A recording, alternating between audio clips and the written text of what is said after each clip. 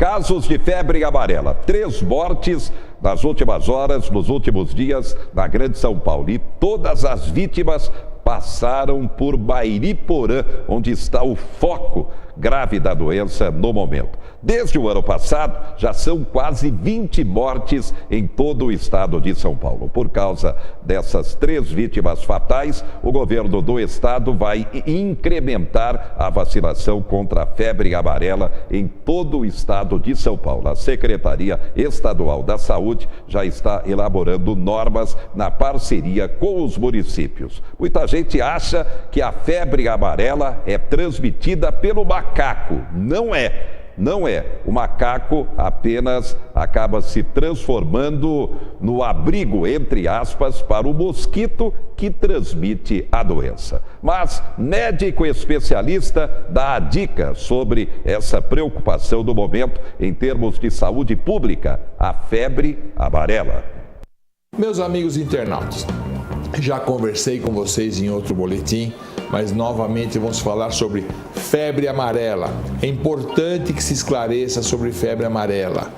Febre amarela, uma doença que está realmente tendo um grande número de casos, principalmente no estado de Minas Gerais.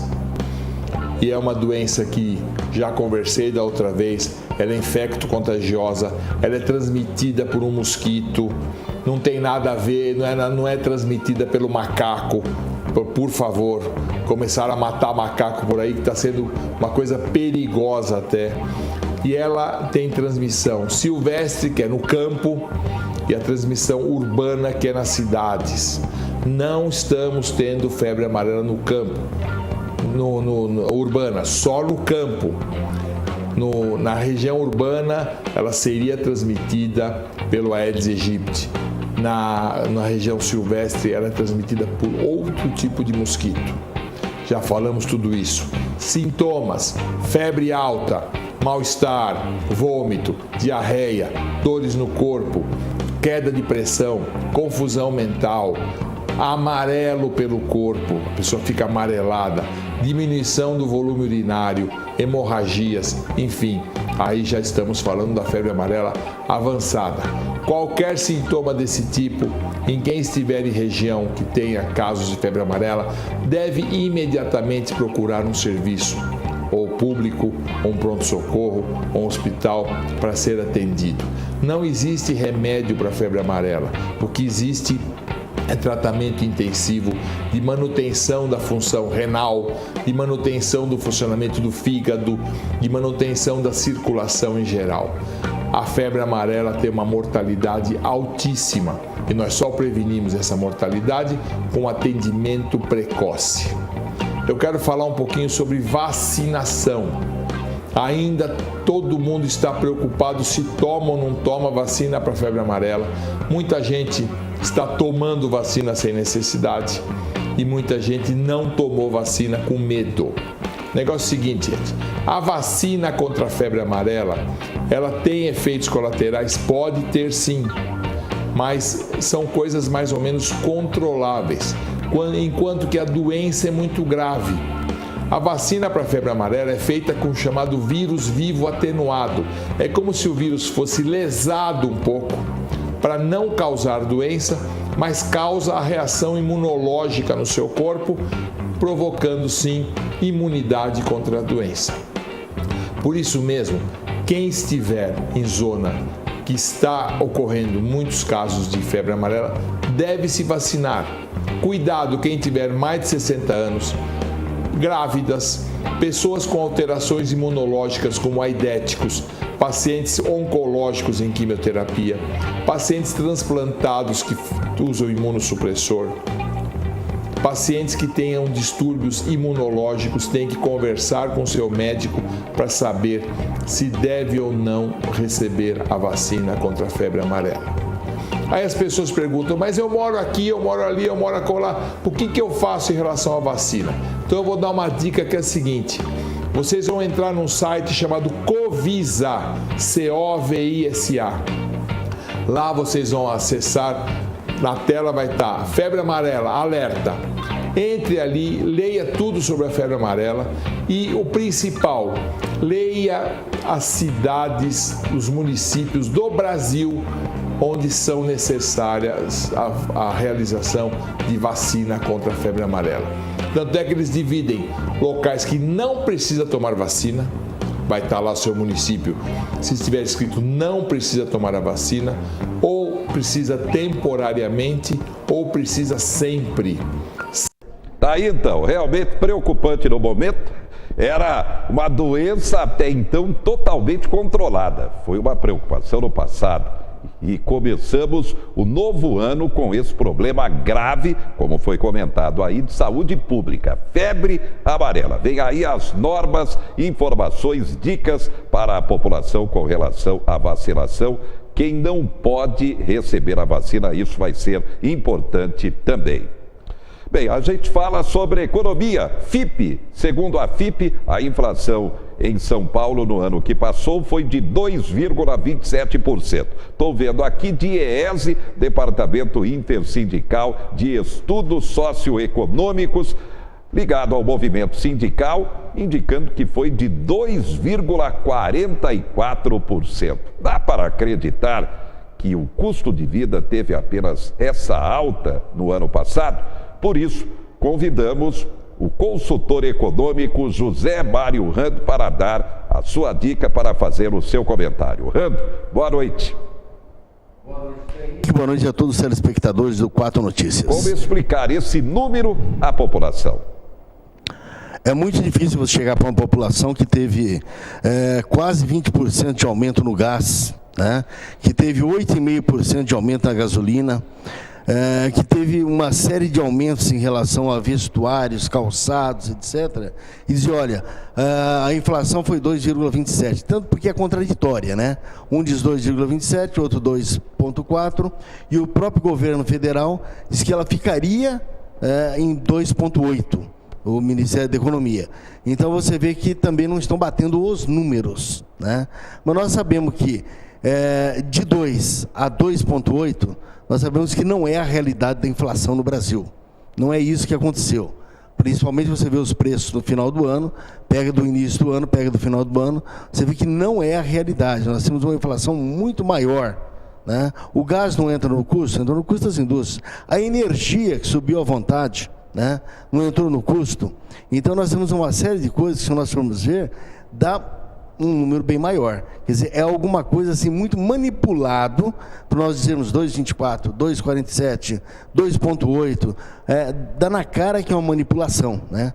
Nós temos uma realidade muito diferente e que nós sentimos no bolso isso daí. Principalmente a classe média que mais sente, né?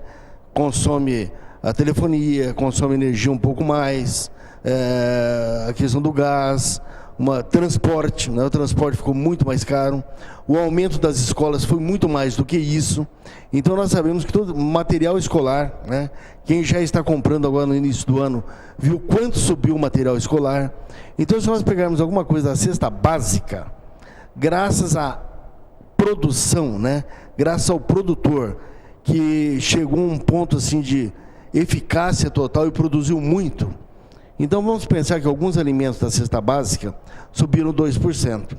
Mas isso graças ao produtor que se dedicou demais e fez com que colocasse produto no mercado. Colocou uma quantidade muito grande. Basta nós vermos aí, quando eles estão anunciando, olha, superávit em relação ao balanço comercial. 150 bilhões de importação e 217 bilhões na exportação, 67 bilhões de dólares positivos. Mas em cima do quê? Do agronegócio. Então, o produtor produz mais, joga produto no mercado, ele fica mais barato, ele fica prejudicado, porque recebe menos, mas segura a cesta básica. Então, nós dissermos, esse índice é para a cesta básica, ele é compreensível. Mas se nós dissermos que, no geral, a inflação é essa, não dá para admitir de maneira nenhuma. Bem, na verdade, a economia em 2018. Tudo vai depender da força do poder de consumo da população. Para ter consumo, é claro, é preciso ter emprego, embora o governo tenha divulgado que o Brasil tem cerca de 12, 13 milhões de desempregados, a gente sabe que na prática é muito pior essa realidade. Estou recebendo aqui, acaba de sair a informação, Justiça suspende a posse de Cristiane Brasil no Ministério do Trabalho. Ela tem condenação trabalhista e houve uma mobilização de advogados da área trabalhista ligados à OAB para impedir essa posse. A Justiça concedeu, portanto, essa liminar, impedindo a posse de Cristiane Brasil no Ministério do Trabalho. Ela, filha de Roberto Jefferson, que é o presidente nacional do PTB, um cargo evidentemente político, mas preocupa no segmento trabalho, Ministério do Trabalho, no momento em que essa área precisa crescer, geração de empregos para a economia se fortalecer gradativamente. Comentando isso também, Rando. Você vê que país complicado, né? A pessoa indicada realmente pelo Temer é um maranhense, né? Do qual o senhor Sarney não aceitou. Não aceitou porque o filho dele é de um partido contrário a Rosiane Sarney lá no Maranhão. Então, se nós pegarmos uma realidade assim, Sarney, o homem que quando saiu da presidência deixou o Brasil com 82% de inflação ao mês, arrebentou o país. Depois foi para a questão do Senado, presidente do Senado pelo Amapá, senador pelo Amapá, que já é errado, ele não é do Amapá. Aí criou 68 atos ilícitos, o senhor Lula chegou lá e botou pano quente em tudo e ficou tudo certo, né? Bom, esse homem impediu a posse de um ministro do Trabalho. Então, que país é esse? Aí indica-se uma outra pessoa, Cristiane, que tem execuções trabalhistas, né? Essa realmente não pode ser ministra. É muito complicado, como no caso que nós temos em Minas lá, né? Do secretário da Segurança, se não me engano, que tem 120 pontos na carteira, né? E ele diz que é normal, que se ele tiver que pagar alguma coisa, ele vai pagar, mas o novo secretário da Segurança está com 120 pontos na carteira. Então, você vê como é antagônico o país, né? Que coisa esquisita. Fica difícil, porque não define um ministro do Trabalho no momento em que nós estamos precisando que as empresas cresçam e que as vagas disponíveis venham aumentar. Olha, cresceu o país, deu um movimento, aconteceu isso, aconteceu aquilo, mas o governo continua falando em 13 milhões de desempregados. Como você falou, não é 13 milhões, né? Esse número é tirado entre a informação positiva, admitidos e demitidos do IBGE.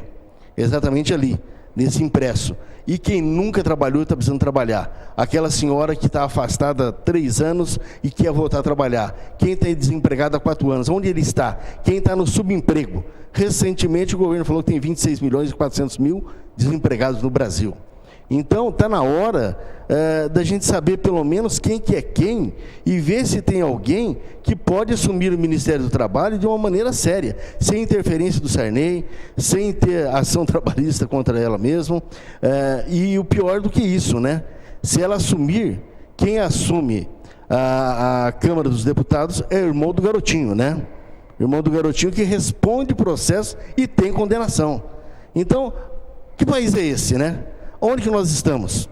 Como é que a gente quer falar tanto em recuperação, se as pessoas que estão na ponta, se as pessoas deveriam ser o exemplo, são pessoas que não podem assumir ou sofrem influências de pessoas extremamente negativas para que não assumam. Então me preocupa como é que fica essa questão trabalhista. O grande problema da nação é o seguinte, precisa haver emprego. Se não houver emprego, não tem crescimento. Não tem crescimento sem aumento de emprego. Não tem aumento de PIB, de fato, se não houver o aumento de emprego das pessoas. É a partir daí que nós vemos que começa a ter uma tranquilidade no país. Que nós não estamos caminhando para isso, infelizmente, porque a política está interferindo muito mais do que a própria economia na realidade. Muito bem. Obrigado ao consultor econômico José Mário Rando, o nosso convidado especial para esse momento. Destaques do momento. Futebol. Prato é vendido para o River Plate da Argentina por 45 milhões. Não fica mesmo mesmo no São Paulo. Diego Souza já acertou com o tricolor, está vindo do Sport Recife para o São Paulo. E lembrando que nesta terça-feira, 14h, no Abreuzão, MAC Fluminense pela Copa São Paulo de Futebol Júnior. 14h. O MAC é líder do grupo, vem de empate contra o Mojimirim, Fluminense vem de derrota para o Tubarão. Portanto, o MAC joga pelo empate para assegurar classificação à próxima fase da Copa São Paulo de Futebol Júnior. Com certeza, apesar de ser um horário complicado, dia útil de trabalho, o Abreuzão estará com grande público nesta terça-feira. Afinal de contas, 79. O Maquinho ganhou do Fluminense por 2-1 e conquistou o título da Copa São Paulo de Futebol Júnior.